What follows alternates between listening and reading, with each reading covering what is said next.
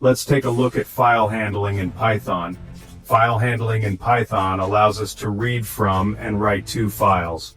Python provides built-in functions to open, read, write, and close files efficiently. Here is an example code for writing to a file. With open round bracket double quotes, data.text, double quotes, comma double quotes, w double quotes, closing round bracket as file colon. File.write round bracket double quotes. Hello Python, double quotes, closing round bracket. Here is an example code for reading from a file.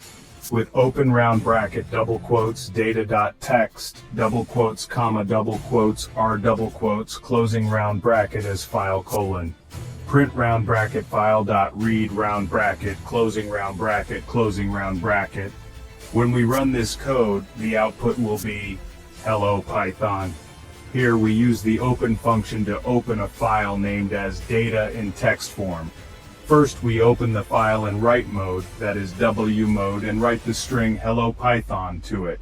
After that we open the file named as data in text form in read mode, that is R mode, and print its contents using file.read function. Subscribe for more tutorials and leave your questions in the comments below.